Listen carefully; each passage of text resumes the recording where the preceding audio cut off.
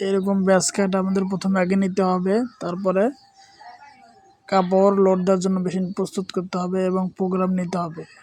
Programme edit করে যে process আছে সেই প্রসেস সাজাতে হবে। সাজানোর পরে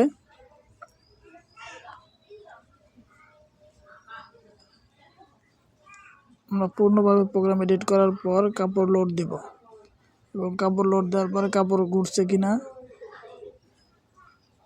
কাপড় বেঁধে আছে কিনা সেটা খেয়াল করব। খেয়াল করার পর কালার এনে মেশিনে ডোজিং ঠিকভাবে হচ্ছে কিনা সেইগুলো খেয়াল রাখবো।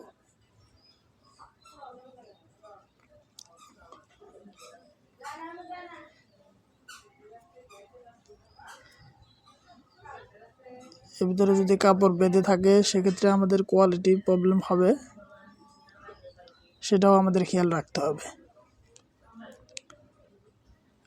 মেশিনের প্রবলেম, বিভিন্ন প্রকারের প্রবলেম আছে, এই প্রবলেমগুলো সলভ করতে হবে, তাহলে আমাদের ডাইং প্রপারলি করতে পারবো।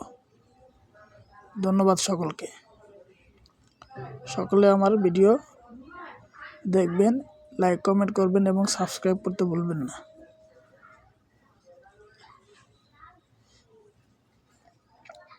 এরকম ভিডিও এবং নতুন নতুন আপডেট পেতে আমার চ্যানেলের সঙ্গে